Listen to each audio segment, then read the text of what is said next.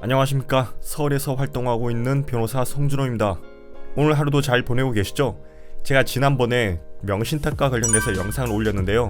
그 영상에서 구독자님께서 댓글을 달아주셨습니다. 댓글로 답을 드리기에는 양이 너무 많을 것 같아가지고 이렇게 카메라를 켰습니다. 부동산 매매를 하면서 소유권 이전 등기를 하잖아요. 그래서 등기 신청을 할 때 등기 원인을 매매에서 증여로, 증여에서 매매로 하는 경우가 종종 있습니다. 오늘 이 영상은 이 과정에서 발생할 수 있는 문제에 대해서 다루고 있는데요. 오늘 이 영상 끝까지 보신다면 분명 도움이 되실 겁니다.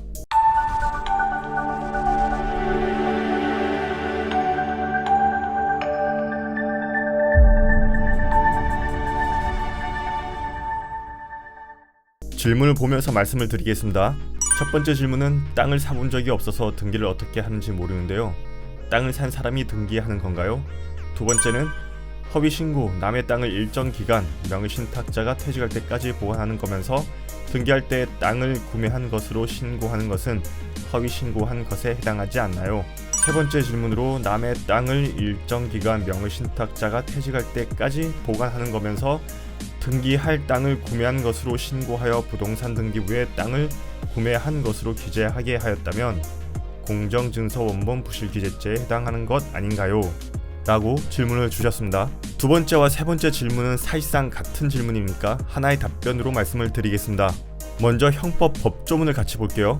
형법 228조에서 공정증서 원본 등의 부실기재라고 해서 1항 공무원에 대하여 허위 신고를 하여 공정증서 원본 또는 이와 동일한 전자기록 등 특수매체 기록에 부실의 사실을 기재 또는 기록하게 한 자는 이렇게 처한다, 이렇게 처벌된다 라고 규정이 되어 있습니다.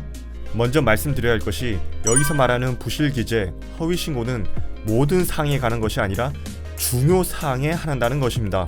부동산 등기부 등본, 집원만 입력하면 누구든지 발급받을 수 있잖아요. 그 부동산이 내 소유가 아니라 하더라도 말이죠. 부동산 등기부 등본에서 가장 중요한 사항이 무엇일까요? 해당 부동산 소유자와 근저당권 설정 계약을 체결하기도 하고 임대차 계약을 체결하기도 합니다. 이것이 일반적이죠. 여기서 주안점은 해당 부동산 소유자가 누구냐이라는 겁니다. 따라서 등기부 등본을 보는 사람 입장에서는 해당 소유자가 해당 부동산을 어떤 원인으로 구입을 하였는지, 얼마에 구입을 하였는지는 그다지 큰 관심사항이 아닙니다. 과거의 판례를 보면 부동산을 매수하면서 매수 가격을 허위 기재하여 등기 신청을 하였다 하더라도 공정증서 원본 부실기재죄가 성립하지 않는다고 판시하였습니다. 같은 취지에서 등기 원인을 매매에서 증여로, 증여에서 매매로 신고하였다 하더라도 공정증서 원본 부실기재죄가 성립을 하지 않습니다. 여기까지가 두 번째와 세 번째 질문에 대한 답이고요. 그러면 첫 번째 질문을 보도록 할게요.